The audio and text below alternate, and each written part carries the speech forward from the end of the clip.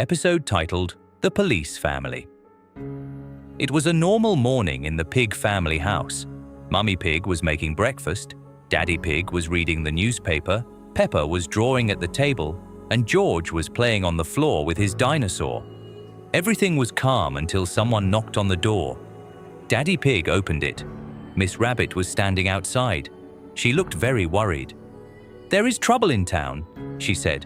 "All the police officers are in the hospital after a big training accident. Now there is no one to help the town residents on the streets." Peppa was surprised. George held his dinosaur tighter. "What are we going to do?" asked Mummy Pig. Miss Rabbit looked at the family and said, "We need help, just for one day. Could you become temporary police officers?" Daddy Pig looked confused at first, but then he nodded seriously. "Of course, we will help the town." A little later, the whole family was wearing police uniforms. Daddy Pig had a big police hat, Mummy Pig carried a notebook, Peppa got a small badge, and George held a toy whistle and his dinosaur. First, they went to the main street. It was very busy. Someone had lost a bag, someone was afraid to cross the road, and someone's ball had rolled away. Daddy Pig tried to lead everyone, but it was much harder than he expected. Calm down, he said. "We will help everyone." Peppa noticed a little rabbit standing near the road. He was afraid to cross to the other side. She walked up to him and said, "Don't be scared. We will help." Mummy Pig stopped the traffic. Peppa took the little rabbit's hand, and they crossed the road safely. The rabbit smiled and thanked her. George wanted to help too. He saw that a puppy's ball had rolled under a bench. George crawled under it, pulled the ball out, and proudly said, "Dinosaur." Everyone laughed, and the puppy was happy. Then the family helped find a lost bag. It was near the fountain. Daddy Pig carefully wrote it down in Mummy Pig's notebook, even though Mummy Pig reminded him that it was her notebook. Peppa noticed that Daddy Pig was trying very hard to look serious. The day went by quickly. The family helped residents, watched the streets, gave directions, and calmed down anyone who was worried. At first, Peppa thought being a police officer was very fun, but later she understood that it was a big responsibility. By evening, the town was calmer. The residents thanked the pig family. Miss Rabbit came back and said, "You helped a lot today. The town would not have managed without you." Daddy Pig smiled proudly. Mummy Pig said that the most important thing was helping each other. Peppa nodded. George lifted his whistle and quietly said, "Police." Everyone smiled. That evening, the family returned home. They were tired but happy. Peppa took off her badge and placed it on the table. "Today we were a real team," she said. Daddy Pig nodded. "Yes, but tomorrow I will read my newspaper again." At night, Peppa woke up to a quiet sound outside the window. She walked closer and saw a flashing police light on the street. But there was no police car nearby. Only the badge on the table was softly shining in the dark. Peppa looked at it and said nothing. It seemed the town might call them for help again. Episode titled Peppa Pig's Firefighter Family. It was a normal morning in the pig family house. Mummy Pig was making breakfast, Daddy Pig was reading the newspaper, Peppa was playing with George, and George was holding his dinosaur. Suddenly, there was a loud knock at the door. Daddy Pig opened it. Miss Rabbit was standing outside. She looked very worried and was holding a firefighter helmet. "There is trouble in town," she said. "All the firefighters are in the hospital after a training exercise. They will be fine soon, but today there is no one to help the residents." Peppa was surprised. "Then who will be the firefighters?" Miss Rabbit looked at the family. "Can you help the town for one day?" Daddy Pig looked confused, but Mummy Pig nodded. "If people need help, we will help." Soon the whole family was wearing firefighter helmets. Daddy Pig drove a small fire engine. Mummy Pig held the town map, Peppa got a whistle, and George wore a helmet that kept sliding over his eyes. Their first call was on the main street. Near Mr. Bull's shop, an old kettle was making a lot of smoke. "I only wanted to make tea," said Mr. Bull. Mummy Pig quickly turned off the kettle. Daddy Pig unrolled the hose, but accidentally sprayed a bush. Peppa laughed, then said, "The important thing is that everyone is safe."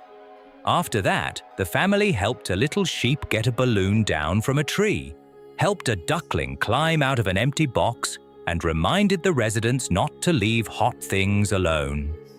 Peppa understood that being a firefighter was not just fun, it was important work. Suddenly, Miss Rabbit's voice came through the radio. "Urgent! There is smoke at my house! I think I forgot a pie in the oven!" Daddy Pig pressed the pedal, and the fire engine drove to Miss Rabbit's house. When they arrived, grey smoke was coming from the window. Residents were standing outside looking worried. Mummy Pig said, "First, everyone must move farther away." Peppa helped the residents stand in a safe place. George found Miss Rabbit's toy bunny on the path and gave it back to her.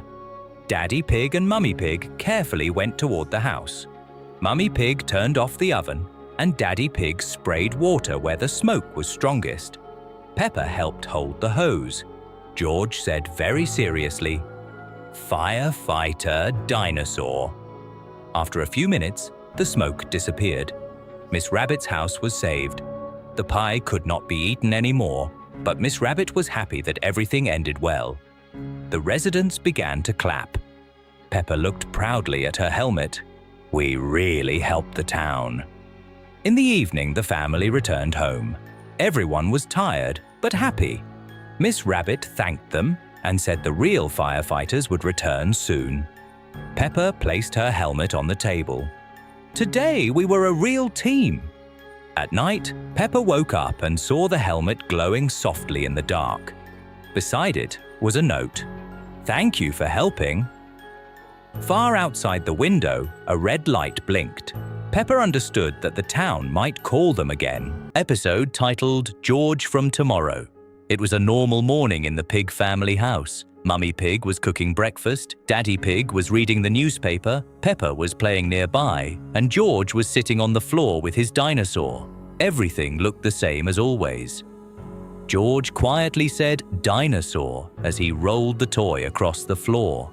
After breakfast, George went outside. He walked toward the forest, as he sometimes did. It was quiet there. A soft wind moved the leaves, and everything felt normal. But today, he noticed something unusual, a tall metallic object standing between the trees. It was smooth, shiny, and made a quiet humming sound. George walked closer. He reached out and touched it. In that moment, everything seemed to stop. The air became still. The sound disappeared, and then everything suddenly changed. When George opened his eyes, the forest looked different. The trees were taller, the grass thicker, and in the distance, strange structures could be seen. He didn't understand where he was. He took a step forward, holding his dinosaur tightly. Then he heard a voice. "You came earlier than I expected." George turned around. In front of him stood himself, but older. This George was taller, calm, but still familiar. He held the same dinosaur, only older and worn. Little George was not afraid. He simply looked at him. The older George smiled. "It's you. Just earlier," he said quietly. They stood together. For a moment, they said nothing. Then the older George sat down on the grass, and the younger one sat beside him. They began to play, just rolling the dinosaur back and forth, as if everything was normal. But sometimes the older George stopped and looked into the distance, as if thinking about something. "You should remember," he said softly. "Sometimes things will feel wrong, but you should keep going." Little George did not respond. He just held his dinosaur. They spent time together, playing, walking, looking at the strange world around them. But slowly, the air began to change again. The space around them started to tremble. "You have to go," the older George said. Little George looked at him. The older George reached out and handed him the dinosaur. But George already had one in his hands. For a moment, there were two. Then everything disappeared. George was back in the forest. Everything looked the same as before. The same wind, the same trees. He returned home. Everything was normal again. Peppa was playing, Mummy Pig was cooking, Daddy Pig was reading. George sat on the floor and looked at his dinosaur. It was slightly worn,